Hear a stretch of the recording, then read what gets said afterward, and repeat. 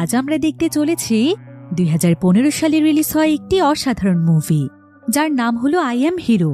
এটি মূলত একটি জম্বি সার্ভাইভাল মুভি, যেখানে পুরো পৃথিবীতে ভয়ানক এক জম্বি ভাইরাস ছড়িয়ে পড়েছিল।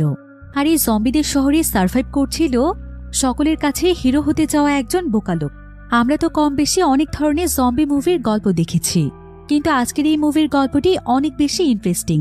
মুভির শুরু থেকে শেষ পর্যন্ত একটি জায়গাতেও আপনার বোরিং লাগবে না, কারণ এই মুভিটি 2015 সালের পর ওয়ার্ল্ড ওয়াইড এতটাই জনপ্রিয়তা পেয়েছিল যে জম্বি মুভির ক্যাটাগরিতে অনেকগুলো অ্যাওয়ার্ড রয়েছে এই মুভিটির দখলে। তাহলে চলুন ঘুরে আসা যাক ভয়ানক এক জম্বিদের শহরের গল্প থেকে।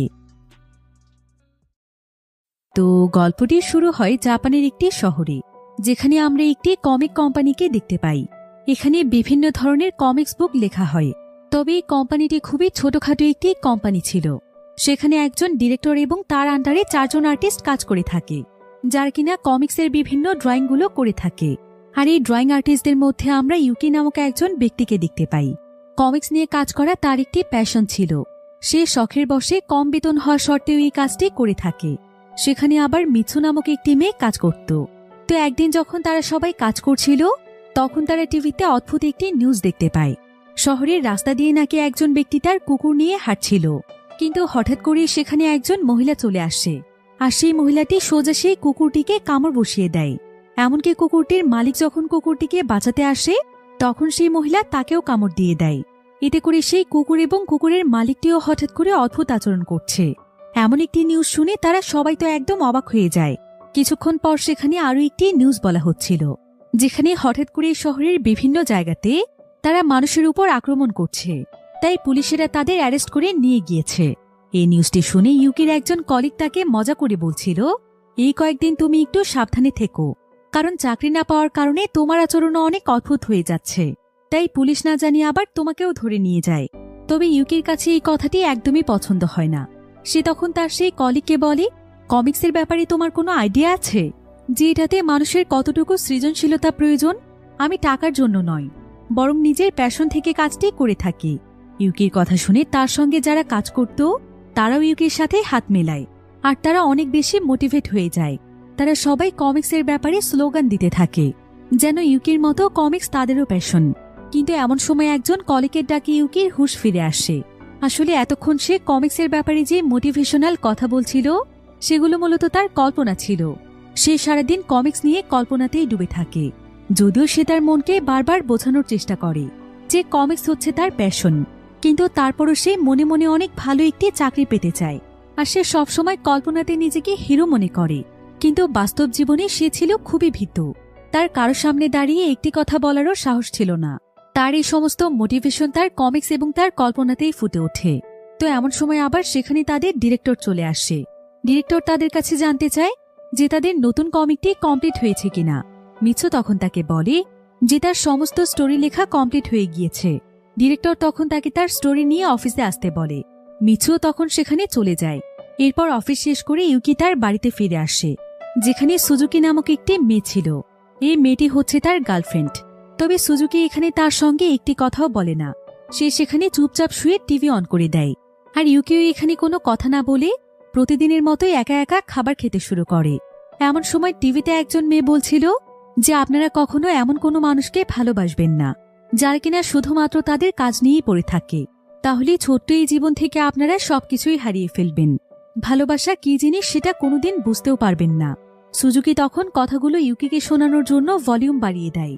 আর ইউকিরও কথাগুলো শুনে বেশ খারাপ লাগে। সে বুঝতে পারে যে সুজুকি আসলে কতটা কষ্ট পেয়েছে, কারণ সেও সবসময় তার কাজ নিয়েই পড়ে থাকে। সেদিন রাতের বেলা তার একদমই ঘুম আসছিল না, তাই সে বসে বসে তার কমিক্সের ড্রয়িং করছিল। তবে কিছুক্ষণ পর সে তার পুরনো জিনিসগুলো দেখছিল। তাকে বেস্ট কমিক্স ড্রয়িং আর্টিস্ট হিসেবে দেয়া হয়েছিল। এরপর ইউকি তার লকারটি খোলে, যেখানে তার একটি গান এবং গানের লাইসেন্স ছিল। ইউকি তখন গানটি তার হাতে তুলে নিয়ে আয়নার সামনে দাঁড়িয়ে হিরোর মতো পোজ করছিল। কিন্তু এসব দেখে সুজুকি একদম বিরক্ত হয়ে যায়। আর সে ইউকিকে বলে, তুমি তো ঠিক মতো ইনকামও করতে পারো না, এখন কি আমাকে একটু শান্তি মতো ঘুমোতেও দেবে না? ইউকি তখন তাকে বলে, তুমি দেখে নিও, আমার নিজের প্রথম কমিক্সটি অন্তত পাবলিশড হতে দাও, তারপর দেখবে কিভাবে আমার পকেটে টাকা আসতে থাকে। তারপর আমরা দুজন অনেক ভালো থাকব, তোমাকেও আমি অনেক ভালো রাখবো সুজুকি। তুমি শুধু আমাকে একটু সময় দাও। এসব বলে সে সুজুকির মন ভালো করার চেষ্টা করছিল। এবার পরের দিন ইউকি তার কমিক্সের স্টোরি নিয়ে একজন পাবলিশারের কাছে যায়, যাতে করে সে খুব দ্রুত তার কমিক্সটিকে পাবলিশ করতে পারে। তো সেই পাবলিশার তখন তার কমিক্সটি পড়ে বলে, তোমার কমিক্সের মধ্যে স্পেশাল কি আছে? এই স্টোরিটির মধ্যে তো আমি ইউনিক কোনো কিছুই দেখছি না। সম্পূর্ণ স্টোরিটি তো আমার সাধারণ কমিক্সের মতো লাগছে। আর ঠিক এমন সময় সেখানে একজন পপুলার কমিক্স রাইটার আসে। পাবলিশার তখন তার সঙ্গে কথা বলতে যায়। এদিকে সেই কমিক্স রাইটারের সঙ্গে ইউকির দেখা হয়ে যায়। ইউকি এবং সে দুজন দুজনকে চিনতে পারে। আসলে 15 বছর আগে ইউকি যেই অ্যাওয়ার্ড পেয়েছিল, সেই অ্যাওয়ার্ড ফাংশনে এই কমিক্স রাইটারও একটি অ্যাওয়ার্ড পেয়েছিল। কিন্তু এত বছর পর ইউকি কোনো কিছু না করতে পারলেও এই রাইটার এখন অনেক পপুলার একজন রাইটার হয়ে গিয়েছে। আর ইউকির তো এখন পর্যন্ত নিজের কোনো কমিক্সই পাবলিশড হয়নি। তো এদিকে সেই পাবলিশার ইউকির স্টোরিটি রিজেক্ট করে দিয়ে সেই পপুলার রাইটারকে আপ্যায়ন করতে চলে যায়। ইউকির এই বিষয়টি অনেক খারাপ লাগে। ইউকি ভাবে যে সে আসলেই একজন লুজার। এরপর সে সোজা সুজুকির কাছে ফিরে আসে। সুজুকি তার কাছে কমিক্স পাবলিশের খবর জানতে চায়। ইউকি তখন তাকে সমস্ত ঘটনা খুলে বলে। সে জানায় যে তার কমিক্সটিকে রিজেক্ট করে দেওয়া হয়েছে। সুজুকি এতে আজকে ভীষণ রেগে যায়, আর সে তার কমিক্সের সমস্ত জিনিসগুলোকে ছুঁড়ে ফেলতে শুরু করে এবং সে চিৎকার করে ইউকিকে বলে, তোমাকে আমি কত বছর ধরে বলছি যে কমিক্সের দুনিয়া থেকে তুমি বেরিয়ে এসো। এসব দিয়ে কোনো কিছুই হবে না। তুমি একটি চাকরি খোঁজো, একটা ভালো জব করো। কিন্তু তুমি তো আমার কোনো কথাই শুনছো না। এতগুলো বছরে কমিক্সের পেছনে কাজ করে কি কোনো লাভ হয়েছে? তোমাকে বিয়ে করার জন্য অপেক্ষা করতে করতে আমার 34 বছর বয়স হয়ে গিয়েছে। আমি আর কত অপেক্ষা করব? তুমি কবে সাকসেস হবে আর তুমি কবে বিয়ে করবে? আমি আর একটি দিনও তোমার জন্য অপেক্ষা করতে পারবো না। এই বলেই সুজুকি ইউকিকে ধাক্কা দিয়ে রুম থেকে বের করে দেয়, কারণ এটা আসলে তারই বাড়ি ছিল। এরপর সুজুকি তার রুম থেকে কাঁদতে কাঁদতে ইউকিকে বলে, তুমি আজ থেকেই তোমার কমিক্সের স্বপ্ন ছেড়ে দেবে।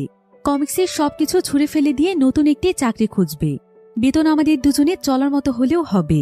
আর তারপর তুমি আমার সঙ্গে যোগাযোগ করবে। কিন্তু যদি তুমি এমনটা না করতে পারো, তাহলে কোনোদিনও আমার সামনে আসবে না। হয়তো তুমি তোমার জীবনে কমিক্সকে বেছে নেবে, না হলে আমাকে। সুজুকির কথা শুনে ইউকির অনেক খারাপ লাগে, আর সে দরজার কাছে গিয়ে তার কাছে ক্ষমা চায়। সে তাকে অনেকবার সরি বলে।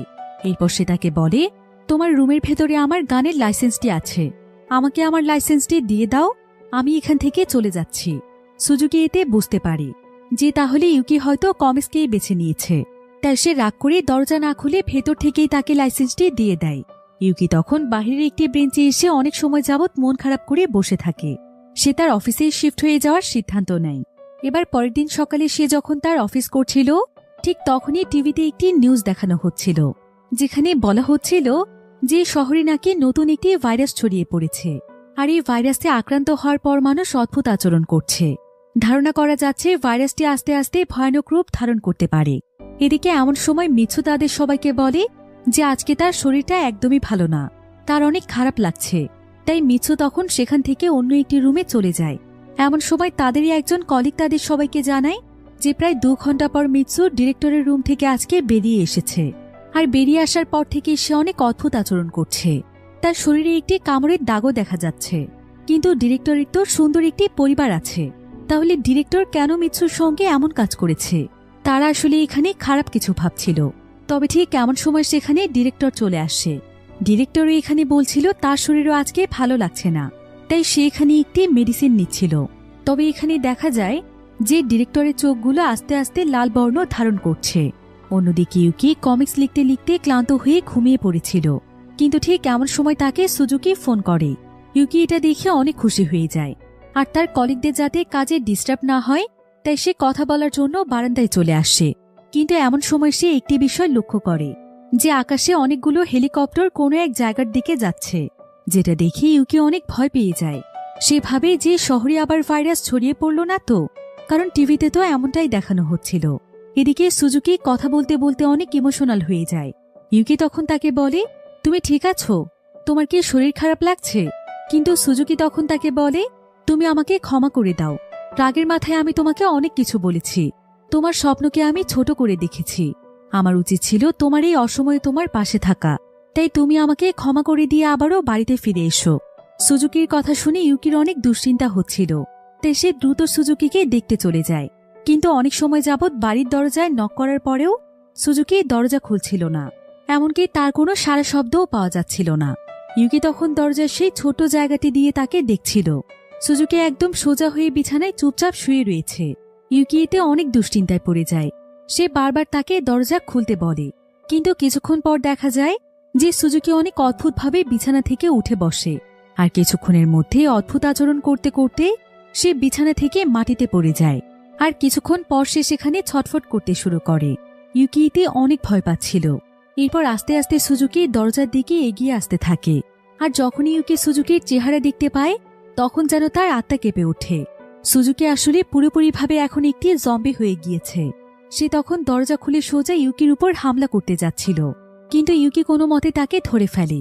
আর সে তাকে কন্ট্রোল করার চেষ্টা করছিল, কিন্তু তাদের দুজনের মধ্যে ধস্তাধস্তির ফলে ইউকির ফোনটি উপর থেকে একদম নিচে পড়ে যায়। ফলে ফোনটি ভেঙে নষ্ট হয়ে যায়। অন্যদিকে সুজুকি ইউকিকে কামড় না দিয়ে সে তার বাড়ির দরজার মধ্যে কামড় দেয়, যেটা দেখে ইউকি অনেক ভয় পেয়ে যায়। আর সে ধাক্কা দিয়ে সুজুকিকে তার রুমের মধ্যে পাঠিয়ে দেয়। কিন্তু ঠিক তখনই সুজুকি তার উপর আক্রমণ করতে যাচ্ছিল। ইউকি এতে এতটাই ভয় পেয়ে যায় যে সে তাকে তখন অনেক জোরে একটি ধাক্কা মারে, যার ফলে সুজুকি মাটিতে পড়ে তার মাথায় প্রচণ্ড আঘাত পায়। আর অতিরিক্ত রক্তক্ষরণের ফলে সে সেখানেই মারা যায়। ইউকি এতে অনেক কষ্ট পেয়েছিল, কিন্তু সে বুঝতে পারছিল না যে এগুলো কি হচ্ছে। সে তখন তার গানটি হাতে নিয়ে সেখান থেকে বেরিয়ে যায়। আর একটি ব্রিজের উপর দিয়ে যখন সে হাঁটছিল তখন সে একটি মেয়েকে দেখতে পায়। মেয়েটি তার হাতের একটি ক্ষত চেপে ধরে হাঁটছিল। আর ঠিক এমন সময় সে আকাশের দিকে তাকিয়ে দেখতে পায় যে একসাথে অনেকগুলো বিমান কোনো এক নির্দিষ্ট জায়গার দিকে যাচ্ছে। ইউকি বুঝতে পারে যে কিছু একটা তো হয়েছে, তাই সে দ্রুত তার অফিসে চলে যায়। সেখানে টিভিতে নিউজ চলছিল। নিউজটিতে বলা হচ্ছিল যে শহরে অনেক দ্রুত গতিতে একটি ভাইরাস ছড়িয়ে পড়েছে। ভাইরাসটির নাম হচ্ছে জম্বি ভাইরাস। যে মানুষ এই ভাইরাসে ইনফেক্টেড হয়ে যাচ্ছে তারাই কিছুক্ষণের মধ্যে জম্বিতে পরিণত হচ্ছে, আর আশেপাশে সমস্ত মানুষদের উপর হামলা করছে। তাদের হামলা এবং কামড়ের ফলে তখন সেই সুস্থ মানুষেরাও আস্তে আস্তে জম্বিতে পরিণত হচ্ছে। তাই এখনো শহরে যে সমস্ত সুস্থ মানুষেরা রয়েছেন তাদের সবাইকে সুরক্ষিত জায়গাতে থাকার জন্য অনুরোধ করা হচ্ছে। টিভির সামনে দাঁড়িয়ে ইউকির একজন কলিগ নিউজটি দেখছিল, তবে তার হাতে একটি রক্তমাখা ব্যাট ছিল। দেখে মনে হচ্ছিল যে এখানে হয়তো কিছু একটা ঘটেছে। ইউকি তখন ভেতরে গিয়ে দেখতে পায় যে তার মাথা একদম ফাটিয়ে দেওয়া হয়েছে, আর সে অতিরিক্ত রক্তক্ষরণে মারা গিয়েছে। এরপর ঠিক এমন সময় সেখানে ডিরেক্টর চলে আসে। ডিরেক্টরের শরীরে একটি চাকু ঢোকানো ছিল, কিন্তু সে এখানে স্বাভাবিকভাবে ইউকিকে এসে বলে, তুমি কি তোমার কাজ শেষ করেছ? কিন্তু এমন সময় ইউকির কলিগ ডিরেক্টরের মাথায় আঘাত করে। ডিরেক্টর তখন আবারও উঠে একই কথা বলে যে তোমরা কি তোমাদের কাজ শেষ করেছ? সেই কলিগ তখন তাকে আরো মারতে থাকে। এই কলিগের নাম ছিল সাঙ্গো। সাঙ্গো এখানে ইউকিকে বলে যে নিউজে জম্বিদেরকে মেরে ফেলার একটি পদ্ধতি দেখানো হয়েছে। একমাত্র ব্রেইনে আঘাত করলেই তারা মরবে, তা না হলে তাদেরকে কোনোভাবেই মারা সম্ভব নয়।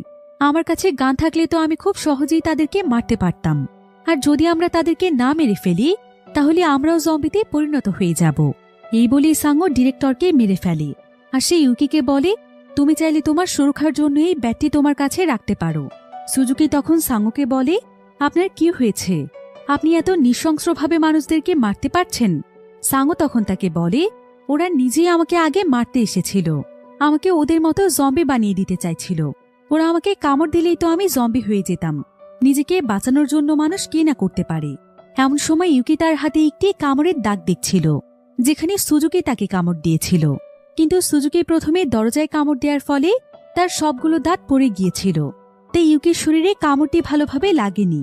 তবে এমন সময় ইউকির সামনে তাকিয়ে দেখতে পায় যে সাঙ্গো ধীরে ধীরে জম্বিতে পরিণত হচ্ছে। সাঙ্গো তখন তার পায়ের দিকে তাকিয়ে দেখতে পায় যে তার পায়ের মধ্যে একটি জম্বির কামড়ের চিহ্ন রয়েছে, অর্থাৎ কোনো জম্বি হয়তো আগেই তাকে কামড় দিয়েছিল। আর সাঙ্গো যখন এটা বুঝতে পারে যে সে এখন জম্বিতে পরিণত হয়ে যাবে, তখন তার আগে সে নিজেই নিজেকে শেষ করে দেয়। কিন্তু এই দৃশ্য দেখে ইউকি অনেক ভয় পেয়ে যায়। তার মস্তিষ্কে এই বিষয়গুলো অনেক প্রভাব ফেলছিল। এবার কিছুক্ষণ পর সেখানে মিৎসু নামক সেই মেয়েটি চলে আসে। সেও এখানে ভয়ানক একটি জম্বিতে পরিণত হয়েছে। আর মিৎসু এখানে ইউকিকে দেখতে পেয়ে তার উপর ঝাঁপিয়ে পড়ছিল, কিন্তু ইউকি কোনো মতে তার হাত থেকে ছুটে বাইরে চলে আসে। আর সে সোজা রাস্তায় এসে দৌড়তে শুরু করে। শহরের পরিস্থিতিও খুব একটা ভালো ছিল না। কিছু মানুষ তো মানুষকে আক্রমণ করার জন্য দৌড়চ্ছিল, আবার কিছু মানুষ দৌড়চ্ছিল বাঁচার জন্য। এভাবে ইউকি যখন একদম রাস্তার মাঝখানে চলে আসে তখন দেখতে দেখতে মানুষের সংখ্যা আরো বাড়তে থাকে। প্রত্যেকটি মানুষের নিজেদের জীবন বাঁচানোর জন্য ছুটছিল। এখানে বোঝাই যাচ্ছিল না যে কে মানুষ এবং কে জম্বি। এসব দেখে ইউকি অনেক ভয় পেয়ে যায়, আর সে কোনো মতে সেই জম্বিদের মাঝখান থেকে দৌড়ে পালাতে থাকে। কিন্তু ইউকি আসলে পালিয়ে কোথায় যাবে সেটাই বুঝতে পারছিল না। এদিকে রাস্তায় একজন পুলিশ অফিসার দাঁড়িয়েছিল। ইউকি তখন তার কাছে সাহায্য চাইতে যায়, কিন্তু তার কাছে যাওয়ার পর সে বুঝতে পারে যে পুলিশ অফিসারও আসলে একজন জম্বি। তাই সেই জম্বিও তখন তার উপর হামলা করতে যাচ্ছিল। ইউকি কোনো মতে সেখান থেকে পালিয়ে যাওয়ার চেষ্টা করছিল, কিন্তু সেই জম্বি তার পিছুই ছাড়ছিল না। এরপর ইউকি যখন একটি সাইডের রাস্তা দিয়ে দৌড়ে পালাচ্ছিল, ঠিক তখনই তার পেছন থেকে একটি গাড়ি আসলে জম্বিটির সেই গাড়িটির সঙ্গে ধাক্কা লাগে। ঠিক তখনই তার পেছন থেকে একটি গাড়ি আসলে জম্বিটির সেই গাড়িটির সঙ্গে ধাক্কা খেয়ে নিচে পড়ে যায়। ইউকি তখন দৌড়ে তার সামনে একটি ট্যাক্সি দেখতে পায়, আর সেই ট্যাক্সি ড্রাইভার আরামে সেখানে ঘুমোচ্ছিল। ইউকি তখন সেই ট্যাক্সি ড্রাইভারকে ডাকতে শুরু করে, কারণ সেই ট্যাক্সির মাধ্যমে এখান থেকে পালাতে চাইছিল। ইউকি তখন সেই ট্যাক্সি ড্রাইভারকে ডাকতে শুরু করে, কিন্তু ঠিক এমন সময় তার কাছে একটি মেয়ে চলে আসে। এই মেয়েটির নাম হচ্ছে হিরোমি। হিরোমি ছিল একজন কলেজ স্টুডেন্ট। সেও একটি জম্বির হাত থেকে বাঁচার জন্য ইউকির পেছনে এসে লুকিয়েছে। সুজুকিও তখন সেই জম্বিটিকে দেখতে পায়, আর সে এখানে কল্পনা করতে থাকে যে সে তার কমিক্সের একজন হিরোর মতো জম্বিটিকে মারছে। কিন্তু কিছুক্ষণের মধ্যেই তার এই স্বপ্ন ভেঙে যায়, আর সেখানে স্যুট পরা একজন ব্যক্তি এসে কোনো মতে গাড়ির দরজা খুলে ভেতরে চলে যায়। এতে ইউকি অনেকটা রেগে গিয়ে বলে যে ট্যাক্সিতে ওঠার জন্য তারা আগে এসেছে। এসব বলতে বলতে ইউকি এবং হিরোমিও ট্যাক্সির ভেতরে ঢুকে যায়। ইউকি ট্যাক্সির পেছনে বসেছিল, আর হিরোমি বসেছিল সামনে। অন্যদিকে নিউজে দেখানো হচ্ছিল যে ভাইরাস অনেক দ্রুত গতিতে সমস্ত জায়গাতেই ছড়িয়ে পড়ছে, আর বিজ্ঞানীরা বারবার এই ভাইরাসের ভ্যাকসিন আবিষ্কার করতে ব্যর্থ হচ্ছে। এদিকে ট্যাক্সির ভেতরে ইউকি লক্ষ্য করে যে তার পাশে যে স্যুট পরা লোকটি ছিল সে কিছুটা অদ্ভুত আচরণ করছে। সে অনবরত ঘেমে যাচ্ছে, আর ঠিক তখনই ইউকি দেখতে পায় যে সেই লোকটির হাতে একটি কামড়ের দাগ, যেটা সে একটি কাপড় দিয়ে ঢেকে রেখেছিল। আর এখন এই লোকটি আস্তে আস্তে জম্বি হতে শুরু করেছে। ইউকি এতে অনেক ভয় পেয়ে যায়, কিন্তু হিরোমি এই বিষয়টি লক্ষ্য করে না। সে ট্যাক্সির জানালা দিয়ে রাস্তার পরিস্থিতি দেখছিল। পুরো শহরের অবস্থা এতটাই খারাপ ছিল যে সম্পূর্ণ শহর যেন ধ্বংস হয়ে যাচ্ছিল। বিভিন্ন বিল্ডিংগুলোতে দাউ দাউ করে আগুনও জ্বলছিল। এদিকে সেই স্যুট পরা লোকটির নাক দিয়ে রক্ত পড়তে শুরু করে, আর সে আস্তে আস্তে একদম জম্বিতে পরিণত হয়ে যায়। তবে যখন তার একটু সেন্স ছিল তখন সে নিজেই তার রক্ত দেখতে পেয়ে চিৎকার করে ওঠে। আর ঠিক তখনই হিরোমি দেখতে পায় যে সে জম্বি হয়ে গিয়েছে। কিন্তু তার কোনো কিছু বলার আগে ড্রাইভার কোনো কিছু বুঝতে না পেরে সেই লোকটিকে একটি টিস্যু এগিয়ে দেয়। আর ঠিক তখনই সেই জম্বি ড্রাইভারের হাতে কামড় দিয়ে বসে। এমনকি সে ইউকিকেও কামড় দিতে যাচ্ছিল। আর গাড়িটি যেহেতু চলন্ত অবস্থায় ছিল তাই ইউকি চাইলেও বের হতে পারছিল না। কিন্তু গাড়িটি জিগজ্যাগ মোশনে চলার কারণে জম্বিটি তাকে কামড় দিতে পারে না। আর এদিকে হিরোমিও তাকে বাঁচানোর চেষ্টা করছিল। এদিকে ড্রাইভারের যেহেতু এখনো সেন্স রয়েছে তাই সে দ্রুত একটি বাটন প্রেস করে গাড়ির ব্যাকডোর খুলে দেয়। ফলে ইউকি তখন লাথি মেরে সেই জম্বিকে গাড়ি থেকে বের করে দেয়। কিন্তু জম্বিটি ইউকির পা চেপে ধরেছিল, তাই হিরোমি তখন সামনে থেকে কোনো মতে ব্যাকডোরটি বন্ধ করার চেষ্টা করছিল। কিন্তু এতে করে কোনো লাভই হয় না। তবে কিছু দূর যাওয়ার পর একটি বিটের সঙ্গে ধাক্কা লেগে সেই জম্বিটি ছিটকে দূরে চলে যায়। আর একটি বাসের নিচে পড়ে সেই জম্বিটি সেখানেই মারা যায়। এতে করে ইউকি এবং হিরোমি যেন এবারের মতো বেঁচে যায়। কিন্তু ততক্ষণে আবার ড্রাইভারের শরীর অনেক খারাপ হয়ে যায়। ড্রাইভারও আস্তে আস্তে জম্বিতে পরিণত হয়ে যাচ্ছিল। আর ড্রাইভার এখানে নিজে নিজেই বলছিল জম্বিদের জন্য কোনো ট্রাফিক রুলস নেই। এই বলে সে এখানে উল্টো পাল্টা ভাবে ড্রাইভ করতে শুরু করে, অর্থাৎ তার মানসিক অবস্থা খারাপ হতে শুরু করেছে। আর ড্রাইভারের এখানে উল্টো পাল্টা গাড়ি চালানোর ফলে তাদের গাড়ির দরজাটি ভেঙে রাস্তায় পড়ে যায়। এমনকি গাড়ির বিভিন্ন পার্টগুলো ভাঙতে শুরু করে। আর সেই ড্রাইভার যেন হিরোমিকে আক্রমণ করতে না পারে তাই ইউকি কোনো মতে হিরোমিকে পেছনের সিটে টেনে নিয়ে আসে। তাই সে এখন ড্রাইভ না করে তাদেরকে আক্রমণ করার চেষ্টা করছিল। গাড়িও এতে অনবরত নিজের মতো চলছিল। কিন্তু কিছু দূর যাওয়ার পর ধাক্কা লেগে গাড়িটি উল্টে যায়। আর গাড়িটি প্রায় বেশ কয়েকবার রাউন্ড করার ফলে মাথায় আঘাত পেয়ে ইউকি এবং হিরোমি দুজনেই অজ্ঞান হয়ে যায়। আর অনেক সময় পর যখন ইউকির জ্ঞান ফিরে আসে তখন ইউকি দেখতে পায় যে হিরোমি এখানে অজ্ঞান অবস্থায় পড়ে আছে। ইউকি তখন হিরোমিকে ডেকে তোলে। এরপর তারা দুজন মিলে একসঙ্গে গাড়ি থেকে বেরিয়ে আসে। আর তারা দেখতে পায় যে এখানে শুধুমাত্র তাদের গাড়িটি নয়, বরং লাইনের পর লাইন সারি সারি গাড়ি অ্যাক্সিডেন্ট করেছে। তবে রাস্তাতে শুধুমাত্র গাড়ি দেখা যাচ্ছিল, আর আশেপাশে তারা দুজন ছাড়া আর কোনো মানুষই ছিল না। তারা তখন আস্তে আস্তে সামনের দিকে এগিয়ে যেতে শুরু করে। কিছুক্ষণ পর তারা একটি সুরক্ষিত জায়গাতে চলে আসে। আর হিরোমি আশেপাশের পরিস্থিতি জানার জন্য তার মোবাইল ফোনটি চেক করছিল, যেখানে তার মোবাইলে অনেকগুলো মেসেজের নোটিফিকেশন এসেছে। মেসেজগুলো মূলত দেয়া হয়েছিল গভর্নমেন্টের নম্বরের পক্ষ থেকে। এই মেসেজগুলোর ভেতরে তারা একটি মেসেজ লক্ষ্য করে, যেখানে লেখা ছিল যে শহরে এখন যত ধরনের সার্ভাইভার্সরা রয়েছেন তাদের শরীরে যদি জম্বি ভাইরাসের কোনো ইনফেকশন না থাকে তাহলে আপনারা সার্ভাইভ করার জন্য মাউন্ট ফুজিতে চলে আসুন। এখানে আপনাদের জন্য সমস্ত কিছুর ব্যবস্থা রয়েছে। মাউন্ট ফুজি ছিল জাপানের একটি জায়গার নাম। তো এখানে তাদের এই মেসেজটি পড়তে পড়তে হিরোমির ফোনটি বন্ধ হয়ে যায়, কারণ তার ফোনে একদমই চার্জ ছিল না। এবার তারা হাঁটতে হাঁটতে হিরোমি একটি জায়গাতে এসে বসে পড়ে। আর এই জায়গাটিতে বসে দূর থেকে মাউন্ট ফুজি দেখা যাচ্ছিল, কারণ মাউন্ট ফুজি ছিল একটি মাউন্টেন। তো এবার তারা মাউন্ট ফুজিতে যাওয়ার জন্য বেরিয়ে পড়ে। তারা সিদ্ধান্ত নেয় যে তারা জঙ্গলের রাস্তা দিয়ে মাউন্টেন পর্যন্ত যাবে, কারণ মেইন রাস্তাটি তাদের জন্য অনেক ঝুঁকিপূর্ণ হতে পারে। তো এবার তারা জঙ্গলের রাস্তার দিকে যেতে শুরু করে। প্রায় বেশ কয়েক ঘন্টা হাঁটার পর দেখতে দেখতেই সন্ধে হয়ে যায়। চারিদিকে অন্ধকার নেমে আসে। তাই তারা দুজন নিজেদের সেফটির জন্য একটি জায়গাতে থামে, আর তারা সেখানেই আশ্রয় নেওয়ার সিদ্ধান্ত নেয়। তাদের দুজনেরই প্রচণ্ড খিদে পেয়েছিল, আর ইউকির কাছে শুধুমাত্র একটি রুটি ছিল। ইউকি তখন সেখান থেকে অর্ধেক রুটি হিরোমিকে দেয়। হিরোমি এতে খুশি হয়ে তাকে মন থেকে ধন্যবাদ জানায়।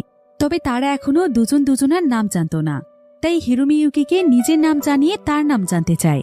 ইউকি তখন জানায় যে তার নাম হচ্ছে ইউকি, যেটার অর্থ হচ্ছে হিরো। সে এখানে আরো বলে যে তার নামের অর্থ হিরো হলে কি হবে। বাস্তব জীবনে সে আসলে একজন লুজার। এত বছর বয়সে এসেও সে তার লাইফে কিছুই করতে পারেনি। কিন্তু হিরোমি তখন তাকে বলে যে সে যেন এমনটা না ভাবে, কারণ আজকে সেই তার জীবন বাঁচিয়েছে। এটাও তো একটা হিরোরই বৈশিষ্ট্য। কিন্তু তোমার কাছে তো গান আছে, তুমি তোমার গান কেন চালাচ্ছ না? গানের কথা বলতে ইউকি তখন হিরোমিকে বলে, তোমার কাছে কি নিজের সুরক্ষার জন্য কোনো গান আছে? আর গান না থাকলেও নিজের সুরক্ষার জন্য তোমার কাছে কি রয়েছে? হিরোমি তখন সেখানে একটি আইপ্যাড বের করে, আর সে ইউকিকে বলে, এই আইপ্যাডটির মধ্যে আমার মায়ের একটি গান রেকর্ড করা আছে। যখনই আমার কোনো কিছু নিয়ে ভয় লাগে তখনই আমি আমার মায়ের কণ্ঠের এই গানটি শুনি, তাহলে সঙ্গে সঙ্গেই আমার মন ভালো হয়ে যায়। হিরোমি তখন গানটি প্লে করে একটি ইয়ারফোন ইউকিকে দেয়, আর সে ইউকিকেও গানটি শুনে দেখতে বলে। এরপর তারা দুজন মিলে একসঙ্গে গানটি শুনতে শুরু করে। হিরোমির মায়ের এই গানটি অনেক বেশি হৃদয়স্পর্শী ছিল, তাই তারা দুজনেই মনোযোগ দিয়ে গানটি শুনতে শুনতে ঘুমিয়ে পড়েছিল। এবার সকালবেলা যখন ইউকির ঘুম ভেঙে যায় তখন ইউকি দেখতে পায় যে হিরোমি তার কাঁধে মাথা রেখে ঘুমোচ্ছে। কিন্তু এমন সময় ইউকি একটি ভয়ানক ব্যাপার লক্ষ্য করে। সেটা হলো হিরোমির ঘাড়ে একটি কামড়ের দাগ রয়েছে, আর সে তার দিকে বন্দুক তাক করে তার কাছে জানতে চায় যে এটা কিসের দাগ, সে কি জম্বি ভাইরাসে ইনফেক্টেড? কিন্তু হিরোমি ইউকির কথা কিছুই বুঝতে পারছিল না। সে ইউকির এমন ব্যবহারে নিজেও অনেক চমকে গিয়েছিল। তবে ইউকি যখন তার ঘাড়ের সেই কামড়ের দাগটির ব্যাপারে জিজ্ঞাসা করে তখন হিরোমি তাকে জানায় যে 3 দিন আগে সে তার প্রতিবেশীর একটি ছোট বাচ্চাকে কোলে নিয়েছিল, আর সেই বাচ্চাটি হঠাৎ করেই তাকে এভাবে কামড় দিয়েছিল। সে জম্বি ভাইরাসে ইনফেক্টেড নয়, আর যদি সে সত্যিই জম্বি ভাইরাসে ইনফেক্টেড হতো তাহলে এতক্ষণ সময় কি সে সুস্থ থাকত? এরপর হিরোমি তাকে আরো বলে, তুমি যেহেতু আমাকে সন্দেহ করে আমার দিকে বন্দুক ধরেছ, তাহলে তুমি তোমার প্রশান্তির জন্য আমাকে শুট করতে পারো। এতে তোমার সন্দেহ দূর হয়ে যাবে। তাছাড়া পৃথিবীতে এখন আমার বেঁচে থেকেও কোনো লাভ নেই। আমি চাই না আমাদের দুজনের মধ্যে কোনো ধরনের সন্দেহ থাকুক। তবে হিরোমির কথা শুনে ইউকি তার ভুল বুঝতে পারে, আর সে হিরোমিকে বলে যে হিরোমি যেন কোনো চিন্তা না করে, সে সবসময় হিরোমির পাশে থাকবে। সে যেভাবেই হোক মাউন্ট ফুজি পর্যন্ত হিরোমিকে নিয়ে যাবে। সেখানে গেলে তারা দুজনে সুরক্ষিত থাকবে। তো এরপর তারা দুজন মিলে আবারও মাউন্ট ফুজির উদ্দেশ্যে রওনা হয়। তো সেই জঙ্গলের রাস্তা দিয়ে প্রায় অনেক সময় ধরে হাঁটার পরে তারা দুজনেই ক্লান্ত হয়ে একটি জায়গাতে বসে পড়ে। এমন সময় হিরোমি ইউকিকে বলে, তোমাকে এখন একাই মাউন্ট ফুজিতে যেতে হবে, আমি তোমার সঙ্গে আর যেতে পারবো না। হিরোমি তখন তাকে বলে যে তার শরীরটা অনেক বেশি খারাপ লাগছে।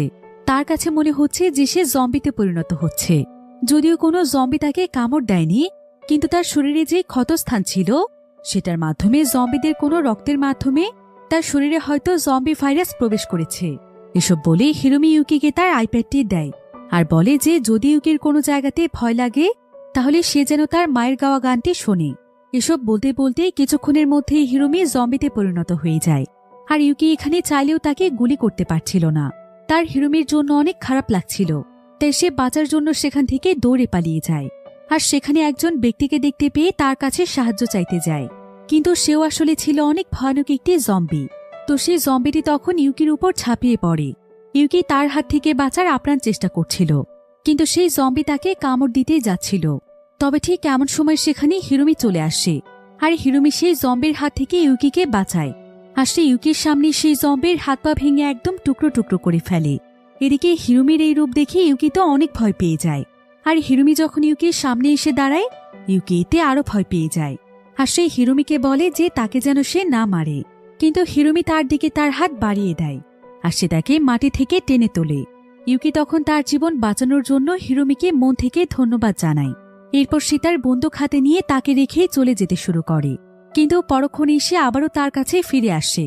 আর সে হিরোমিকে তার সঙ্গে করে নিয়ে যেতে চায়, কারণ সে ভাবছিল হিরোমি হয়তো এখনো সুস্থ হতে পারবে, কারণ সে হয়তো এখনো পুরোপুরিভাবে ভাইরাসে ইনফেক্টেড হয়নি। সে হয়তো হাফ জম্বি এবং হাফ মানুষ। এরপর তারা দুজন মিলে আবারও পথ চলতে শুরু করে, যার পথে তারা একটি গাড়ির মধ্যে কিছু খাবার পায়, যেটা তারা দুজনেই ভাগ করে খায়। আর কিছুক্ষণ পর তারা একটি পরিষ্কার নালা থেকে পানি পান করে। এভাবেই পথ চলতে চলতে আবারও রাত হয়ে যায়, তাই তারা জঙ্গলের একটি সুরক্ষিত জায়গাতে আশ্রয় নেয়। সেদিন রাতটা তারা কোনো মতে কাটিয়ে দেয়। এভাবেই তাদের প্রায় বেশ কয়েকদিন সময় পার হয়ে যায়। এবার পরের দিন সকালে দেখা যায় যে হিরোমির এত পরিমাণ খিদে পেয়েছিল যে তার চলার মতো আর কোনো শক্তিই ছিল না। তাই ইউকি তখন হিরোমিকে তার পিঠে উঠিয়ে নেয়, আর সে আস্তে আস্তে পথ চলতে শুরু করে। যার পথে তারা একটি ট্রলি পায়, যেখানে শুধুমাত্র খাবারের খোসা পড়েছিল। তবে ট্রলিটিতে মাউন্ট ফুজির অ্যাড্রেস লেখা রয়েছে, যেটা দেখে তারা দুজনই অনেক খুশি হয়ে যায়, কারণ তাদের কাছে মনে হচ্ছিল যে তারা হয়তো মাউন্ট ফুজির অনেক কাছেই চলে এসেছে। তবে হিরোমি এখন একদম নিস্তেজ হয়ে পড়েছিল, তাই ইউকি তখন হিরোমিকে সেই ট্রলিটিতে বসিয়ে নেয়, আর সে হিরোমিকে নিয়ে সামনের দিকে এগিয়ে যেতে থাকে। তবে যেহেতু এখন তারা দুজনই অনেক বেশি ক্ষুধার্ত ছিল, তাই ইউকি হিরোমিকে নিয়ে প্রথমে একটি সুপার শপে যায়, যেখান থেকে তারা খাবার পানি আনতে পারবে। তবে সুপার শপের সামনের অবস্থাও খুব একটা ভালো ছিল না। এখানেও অনেক গাড়ি অ্যাক্সিডেন্ট হয়ে পড়েছিল, এমনকি আশেপাশে অনেক মানুষও মরে পড়েছিল। তো এবার ইউকি কোনো মতে হিরোমিকে নিয়ে সেই সুপার শপের ভেতরে চলে যায়, যেখানে প্রথমেই তারা একটি কাপড়ের স্টোর দেখতে পায়।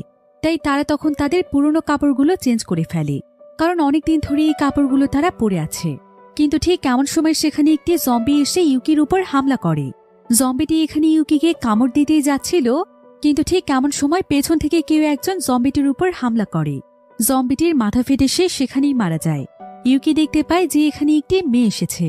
মেয়েটির নাম হচ্ছে ইয়াবু। সেও ছিল ইউকিদের মতোই একজন সার্ভাইভার্স। তবে ইয়াবু এখানে হিরোমির এই অবস্থা দেখে তার কাছে আসে। ইউকি এতে বেশ ভয় পেয়ে যায়। সে ভাবছিল ইয়াবু হয়তো হিরোমিকে জম্বি ভেবে মেরে ফেলবে, তাই সে এখানে ইয়াবুকে জানায় যে তার ঘুমানোর রোগ আছে, তাই সে এভাবে ঘুমোচ্ছে। আর ঠিক এমন সময় ইয়াবুর পিছু পিছু সেখানে আরো অনেক মানুষ চলে আসে। তারাও ছিল একটি সার্ভাইভার্সদের টিম, আর তারও এখানে হিরোমিকে দেখে জানতে চায় যে মেয়েটি জম্বি ভাইরাসে ইনফেক্টেড কিনা। কিন্তু ইউকি বলে ওর শরীর অনেক দুর্বল, তাই সে এভাবে ঘুমোচ্ছে। তবে একজন ব্যক্তির এখানে হিরোমির উপর সন্দেহ হচ্ছিল। তবে আরেকজন ব্যক্তি এখানে বলে যে আসলে এই মেয়েটি জম্বি ভাইরাসে ইনফেক্টেড নয়, কারণ জম্বিরা কখনো ঘুমোয় না। তাই তারা ইউকি এবং হিরোমিকেও তাদের টিমে নিয়ে নেয়, কারণ তারা সবাই মিলেও মাউন্টেন ফুজিতে যাচ্ছে। তবে তাদের একটি আস্তানা আছে, তাই তারা প্রথমে তাদের আস্তানাতে যাবে।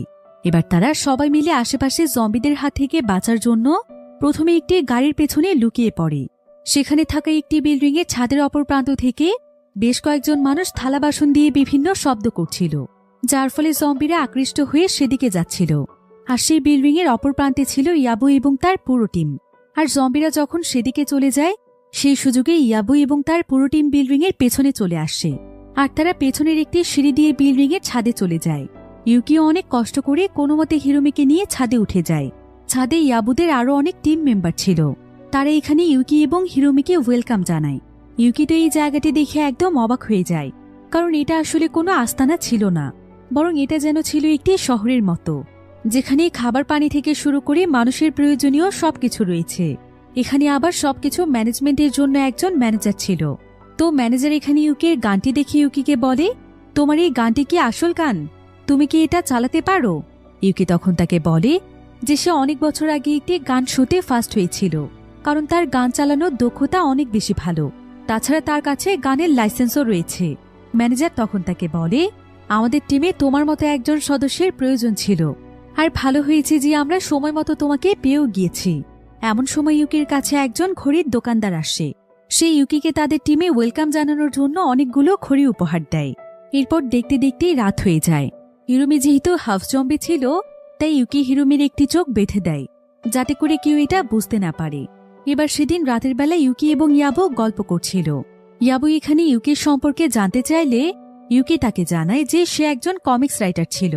ইয়াবু তখন বলে যে তার নাকি কমিক্সের উপর কোনো ধরনের ইন্টারেস্ট নেই, কমিক্স জিনিসটা তার কাছে অনেক বেশি বোরিং লাগে। তবে সে এখানে ইউকির অনেক প্রশংসা করে। সে বলে যে ইউকি আসার পর তাদের টিমের সবাই অনেক শান্ত হয়ে গিয়েছে, সবাই ইউকির গান দেখে তার উপরে ভরসা করছে, আর তার বিশ্বাস যে ইউকিও তার দায়িত্ব সঠিকভাবে পালন করবে। কিন্তু ইউকি এখানে তাকে এই বিষয়টি বলে না যে সে নিজে আসলে কত বড় একজন লুজার, আর তারা কিনা উল্টো তাকে হিরো ভাবছে। এবার পরের দিন সকালে ইউকি হিরোমির সঙ্গে গল্প করছিল। সে হিরোমিকে বলে যে হিরোমি যেন কোনো চিন্তা না করে, কারণ সব সময় সে তার পাশে আছে। আর তার চোখের কথা কেউ জিজ্ঞাসা করলে সে সবাইকে যেন বলে যে সে তার চোখের মধ্যে আঘাত পেয়েছে, তাই সে তার চোখ বেঁধে রেখেছে। এরপর ইউকি উপর থেকে দাঁড়িয়ে আশেপাশের জম্বিদেরকে দেখছিল। আর ঠিক এমন সময় সেখানে সেই ঘড়ির শপের লোকটি চলে আসে। সে এখানে ইউকিকে বলে যে জম্বিরা সচরাচর তাদের পছন্দের কাজগুলো বারবার করতে থাকে, অর্থাৎ রিপিট করে। আর ইউকিও এখানে এই বিষয়টি লক্ষ্য করছিল। সে দেখতে পায় একটি জম্বি রাস্তার মধ্যে বারবার হাই জাম্প করছে, আর সে নিজে নিজেকে আঘাত করছে, এবং এই একই কাজ সে বারবার করছে। অন্যদিকে আবার আরেকটি জম্বি একটি শপের দরজা খোলার চেষ্টা করছিল। সেই লোকটি তখন ইউকিকে বলে, ওই যে শপটির সামনে যে জম্বিটিকে দেখছো, সেই জম্বিটি আসলে আমার ওয়াইফ ছিল। সে শপিং করতে অনেক ভালোবাসত, আর তাই সে জম্বি হওয়ার পরে শপিং এর বিষয়টি রিপিট করছে। এভাবে প্রত্যেকটি জম্বি নিজেদেরকে খুশি রাখতে বারবারই একই কাজ করে। এভাবেই প্রত্যেকটি জম্বি নিজেদের পছন্দের কাজগুলো রিপিট করতে থাকে। এবার সেখানকার ম্যানেজার তাদের সবাইকে তার কাছে ডাকে। এরপর সে সবাইকে জানায় যে তাদের কাছে এখন আর খুব বেশি খাবার নেই, তাই তাদেরকে খাবারের ব্যবস্থা করতে যেতে হবে। কিন্তু শহরের যেই ভয়ানক পরিস্থিতি দেখা যাচ্ছে, এতে করে আমাদের রাস্তা দিয়ে শপিং মলে যাওয়া কোনোভাবেই সম্ভব নয়। তবে একটি শপিং কমপ্লেক্সের মালিক আমাদের একজন টিম মেম্বার ছিল, আর সে জম্বি হওয়ার আগে আমাদেরকে একটি ম্যাপ দিয়ে গিয়েছে, যেখানে শপিং মলে প্রবেশ করার বেসমেন্টের একটি রাস্তা দেয়া আছে। আর যদি আমরা কোনোভাবে একবার সেখানে যেতে পারি, তাহলে সেখান থেকে প্রচুর পরিমাণে খাবার আনতে পারবো। আর ম্যানেজার মূলত এই সমস্ত কথা ইউকিকেই বলছিল। ইউকি তখন তাদেরকে বলে, তোমরা সবাই মিলে আমাকে কেন এসব কথা বলছো? আমি এতে কি করতে পারি? ইউকির কথা শুনে ম্যানেজার বুঝতে পারে যে ইউকি আসলে একজন লুজার। তার কাছে গান থাকলেও তার মনে কোনো সাহসী নেই। তাই সে ইউকিকে বলে, তোমাকে কিছু করতে হবে না, তুমি শুধু তোমার গানটি আমাকে দিয়ে দাও, আমি এবং আমার টিমের সবাই মিলেই বাকি কাজগুলো করব। আর তোমাকে আমরা শুধু তোমার গানটি দেখেই বাঁচিয়েছি, যেটা আমাদের টিমের জন্য কাজে লাগবে। ম্যানেজারের কথা শুনে ইউকি কিছুটা ভয় পেয়ে যায়। অন্যদিকে তাদের টিমেরই একজন গ্যাংস্টারের মতো লোক হিরোমির কাছে আসে, কিন্তু হিরোমিকে বাঁচানোর জন্য সেখানে ইয়াবু এসে দাঁড়ায়। তখন সেই লোকটি বলে যে হিরোমি এখন শুধু আমাদের। কিন্তু ইয়াবু এখানে হিরোমিকে প্রোটেক্ট করতে চাইলে তাদেরই একজন লোক ইয়াবুর গলায় চাকু ধরে, আর অন্য আরেকজন হিরোমিকে টেনে বাইরে নিয়ে আসে। আর এখানে তাদের আওয়াজ শুনতে পেয়ে ইউকি চলে আসে। ইউকির পিছু পিছু ম্যানেজার এবং তার সঙ্গীরাও আসে। ইউকি এখানে হিরোমিকে বাঁচানোর জন্য ম্যানেজারের দিকে তার বন্দুক তাক করে বলে, তোমার টিমের লোকদেরকে বলো হিরোমিকে ছেড়ে দিতে, তা না হলে আমি এক এক করে প্রত্যেককেই গুলি করে মেরে ফেলব। কিন্তু কেউই এখানে ইউকির কোনো কথা শুনছিল না। ইউকি এতে বেশ ভয় পেয়ে যায়। কিন্তু কিছুক্ষণ পরেই দেখা যায় যে হিরোমি প্রচণ্ড জোরে ধাক্কা দিয়ে সেই ব্যক্তিকে ধরে ফেলে দেয়, যে কিনা তাকে এতক্ষণ ধরে রেখেছিল। এরপর শেষে গ্যাংস্টার ছেলেটিকেও ছুঁড়ে ফেলে দেয়, এবং সে তার চোখের কাপড়টিও খুলে ফেলে, যেটা দেখে সবাই অনেক ভয় পেয়ে যায়। সবাই বুঝতে পারে যে হিরোমি জম্বি ভাইরাসে ইনফেক্টেড। তাই ম্যানেজার এখানে এক মুহূর্তও দেরি না করে সেই হিরোমির মাথায় তার কাছে থাকা একটি তীর ছুঁড়ে মারে। আর ইউকির কাছে বন্দুক থাকা সত্ত্বেও ইউকি সাহস করে সেখানে গুলি চালাতে পারে না।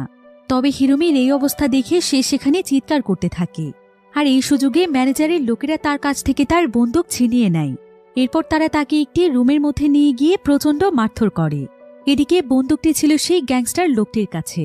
ম্যানেজার তখন তার কাছে বন্দুকটি চায়, কিন্তু সেই গ্যাংস্টার তখন তাকে বলে, হিরোমি নামে সেই মেয়েটি আমার ছিল, কিন্তু তুমি তাকে মেরে ফেলেছ, তাই তার বদলে এই বন্দুকটি এখন আমার। আর আজ থেকে এই পুরো টিমের লিডারও আমি। একথা শুনে ম্যানেজারের প্রচণ্ড রাগ হচ্ছিল। এদিকে ইউকি সেখান থেকে বেরিয়ে হিরুমির তাঁবুর কাছে আসে, যেখানে ইয়াবু মন খারাপ করে চুপচাপ বসেছিল। ইউকি তখন তার কাছে হিরুমির কথা জানতে চায়।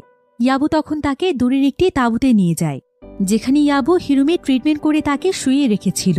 অর্থাৎ হিরুমি এখনও বেঁচে আছে, যেটা দেখে ইউকি অনেক খুশি হয়ে যায়। ইয়াবু তখন ইউকিকে বলে যে হিরুমি কোনো সাধারণ জম্বি নয়, তার ভেতরে অনেক বেশি রোগ প্রতিরোধ ক্ষমতা রয়েছে। এমনকি সে একজন জম্বি হলেও তার মস্তিষ্ক একদম স্বাভাবিকভাবেই কাজ করছে। ইউকি তখন তার কাছে জানতে চায় যে সে এসব কিভাবে জানল। ইয়াবু তখন তাকে বলে যে সে অনেক বছর ধরে একটি হসপিটালের নার্স ছিল, কিন্তু যখন জম্বি ভাইরাস ছড়িয়ে পড়ে তখন সে তার পেশেন্টদেরকে ফেলে জীবন বাঁচানোর জন্য পালিয়ে এসেছে। তবে এখন সে এটার জন্য অনেক গিল্টি ফিল করছে, তাই সে যেভাবেই হোক হিরুমিকে বাঁচাতে চেয়েছিল, যেটার জন্য সে আপ্রাণ চেষ্টা করেছে। এরপর সে ইউকিকে অনেক গুরুত্বপূর্ণ একটি কথা জানায়।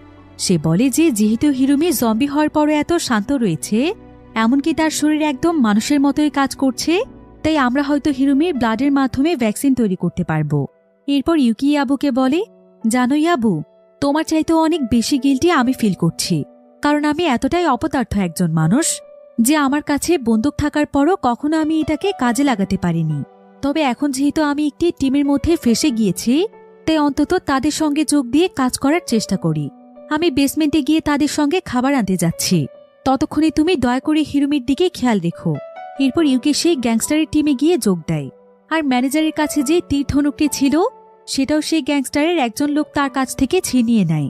তারা বিল্ডিংয়ের অপর প্রান্ত দিয়ে ছাদ থেকে নিচে নেমে আসে।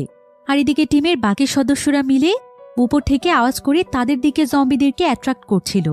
আর এই সুযোগে ইউকিরা সবাই বেসমেন্টে যেতে সফল হয়। তারা একটি টর্চের মাধ্যমে ম্যাপ দেখে দেখে সামনের দিকে এগিয়ে যাচ্ছিল, কিন্তু ঠিক তখনই হঠাৎ করেই বেসমেন্টে লাইট জ্বলে ওঠে। আর তারা সবাই পেছনে তাকিয়ে দেখতে পায় যে তারা অলরেডি একটি সুপার শপের মধ্যে চলে এসেছে, যেখানে প্রচুর পরিমাণে খাবার ছিল। এতে তারা অনেক খুশি হয়ে যায়। কিন্তু ঠিক এমন সময় সেখানকার লাউড স্পিকারে গান বেজে ওঠে। এতে তারা সবাই দুশ্চিন্তায় পড়ে যায় আর চিন্তা করতে থাকে যে এখানে গান কে বাজাচ্ছে। এমন সময় তারা লক্ষ্য করে যে ম্যানেজার তাদের সঙ্গে নেই, আর এই কাজগুলো প্রতিশোধ নেওয়ার জন্য ম্যানেজারই করছে। এরপর এখানে গানের আওয়াজ পেয়ে ভয়ানক একটি জম্বি চলে আসে, আর সে একজন সদস্যের উপর হামলা করে দেয়। ফলে সেই গ্যাংস্টার তখন জম্বিটিকে গুলি করে দিয়ে অনেক খুশি হয়ে যায়। কিন্তু এমন সময় দেখা যায় যে সেই সুপার শপের দিকে প্রচুর পরিমাণে জম্বি এখন ধেয়ে আসছে। সবাই তখন সেখান থেকে পালানোর চেষ্টা করছিল, কিন্তু তারা বেসমেন্টের যেই রাস্তা দিয়ে পালাতে যাবে সেই রাস্তা দিয়েও মিউজিক শুনে জম্বিরা চলে আসে। এখানে সেই গ্যাংস্টারকে জম্বিরা ধরতেই যাচ্ছিল, কিন্তু সে নিজে বাঁচার জন্য তার টিম মেম্বারদেরকে জম্বিদের দিকে ঠেলে দেয়, আর বাকিরা অন্যান্য জায়গা দিয়ে পালাতে শুরু করে। এদিকে কন্ট্রোল রুম থেকে ম্যানেজার এই সবকিছু দেখছিল, আর সে এসব দেখে অনেক মজা নিচ্ছিল। এমনকি সে তাদের সবাইকে আরো বেশি শাস্তি দেওয়ার জন্য সেখানকার আরো বেশ কয়েকটি স্পিকারে গান বাজিয়ে দেয়। সেখানে আবার একটি জম্বি গান শুনে অনেক বেশি এক্সাইটেড হয়ে যায়, আর সে লাফিয়ে লাফিয়ে সোজা হিরুমিদের তাঁবুর কাছে এসে পড়ে। অন্যদিকে হঠাৎ করে এসে গ্যাংস্টারের উপর একটি জম্বি আক্রমণ করে বসে, ফলে তার হাত থেকে সেই বন্দুকটি নিচে পড়ে যায়। অন্যদিকে ইউকি সেই জম্বিদের হাত থেকে বাঁচার জন্য সেই সুপার শপের একটি ছোট্ট রুমের মধ্যে গিয়ে লুকিয়ে পড়ে। আর সে ভেতর থেকে দেখতে পায় যে সুপার শপের ভেতরেও অনেক জম্বি চলে এসেছে। এমন সময় সেখানকার মাটিতে পড়ে থাকা একটি ওয়াকি টকের মধ্যে ইয়াবুর আওয়াজ ভেসে আসছিল। ইয়াবু এখানে সাহায্য চাইছিল। সে বলছিল যদি আমাদেরকে কেউ শুনে থাকেন তাহলে আমাদেরকে বাঁচাতে আসুন। তাঁবুর মধ্যে কোনো মতে একটি জম্বি পৌঁছে গিয়েছে, আর সে অলরেডি আমাদের প্রত্যেকটি সদস্যের উপর হামলা করে ফেলেছে। আমাদেরকে যেভাবেই হোক বাঁচান। ওয়াকি টকের মাধ্যমে সমস্ত কথা ইউকি শুনতে পায়, আর সে তাদের দুজনের জন্যই অনেক চিন্তিত হয়ে পড়ে। আর সে বারবার তাদেরকে বাঁচাতে যেতে চাইছিল, কিন্তু সে তার কল্পনাতে দেখতে পায় যে বাহিরে গেলেই তাকে জম্বিরা ধরছে। তবে অনেক সময় ধরে দ্বিধাদ্বন্দ্বে থাকার পর সে চিৎকার করে হিরোর মতো সেখান থেকে বেরিয়ে আসে। তবে সৌভাগ্যবশত সেখানে কোনো জম্বি ছিল না, তাই ইউকি অনেকটাই শান্ত হয়ে যায়। কিন্তু ঠিক এমন সময় একটি জম্বি এসে তার হাতের মধ্যে কামড় দিয়ে দেয়। জম্বিটি তাকে কোনোভাবেই ছাড়ছিল না, তবে ইউকি কোনো মতে সাহস করে সেই জম্বিটিকে মেরে ফেলে।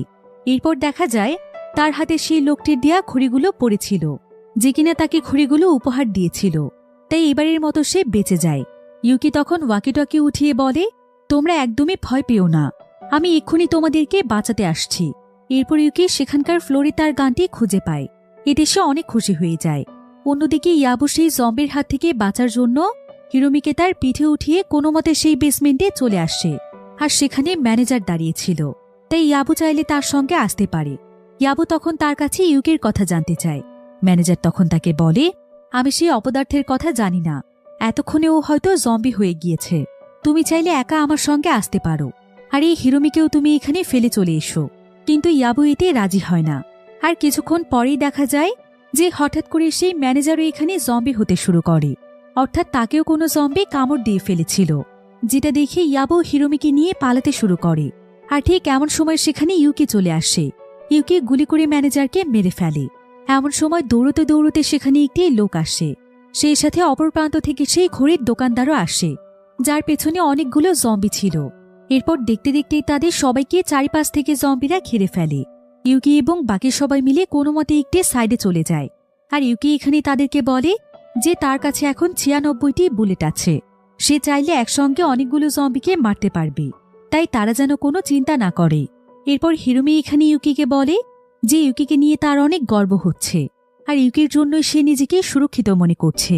ইউকি তার জন্য আসল হিরো। এটা শুনে ইউকি তার মাঝে অনেক সাহস পায়, আর সে হিরোর মতোই জম্বিদের সামনে এগিয়ে যায়। এরপর এক এক করে সে প্রত্যেকটি জম্বিকে শুট করে মারতে থাকে। তাকে টিমের বাকি সদস্যরাও সাহায্য করছিল। তবে এভাবে করে প্রায় প্রত্যেকটি জম্বিকে মেরে ফেলার পর সেখানে তারা শুধুমাত্র 3 জনই বাঁচতে পারে। কিন্তু ঠিক এমন সময় সেখানে সেই জম্বিটি চলে আসে, যে কিনা লাফিয়ে লাফিয়ে অনেক উঁচুতে উঠতে পারে। আর এই জম্বিটি অনেক বেশি শক্তিশালী ছিল। আর ইউকির কাছে শুধুমাত্র একটি বুলেট ছিল, আর এই বুলেটটি তাকে জম্বিটির মাথায় শুট করতে হবে। কিন্তু শেষ পর্যন্ত সে সেই জম্বিটিকে গুলি করে মারতে পারে। সে জম্বিটির মাথায় গুলি করে, কিন্তু এই জম্বির মাথা আগে থেকেই ফাটা ছিল, তাই এতে খুব একটা প্রভাব পড়ে না। কিন্তু এখন যেহেতু ইউকির কাছে কোনো বুলেট ছিল না, তাই জম্বিটি তার কাছে আসলে সে তার বন্দুক দিয়ে জম্বিটির মাথা একদম ফাটিয়ে দেয়। ফলে শেষ পর্যন্ত জম্বিটি মারা যায়। আর ইয়াবুর কাছে ম্যানেজারের সেই গাড়িটির চাবি ছিল, যেটা সে সুযোগ পেয়ে ম্যানেজারের কাছ থেকে নিয়ে নিয়েছিল। তাই তারা 3 জন মিলে তখন সেই গাড়িতে করে বেরিয়ে পড়ে। ইয়াবু তাদেরকে নিয়ে হসপিটালের দিকে যাচ্ছে, যাতে করে সে হিরোমির মাধ্যমে ভ্যাকসিন তৈরি করতে পারে আর তাদের পৃথিবীকে জম্বি ভাইরাস মুক্ত করতে পারে। এরপর ইয়াবু এখানে ইউকির নামের অর্থ জানতে চায়। ইউকি তখন অনেক প্রাউড ফিল করে বলে যে তার নামের অর্থ হচ্ছে হিরো। আর এভাবে একটি নতুন পৃথিবীর প্রত্যাশার আশায় গল্পটি এখানেই শেষ হয়ে যায়।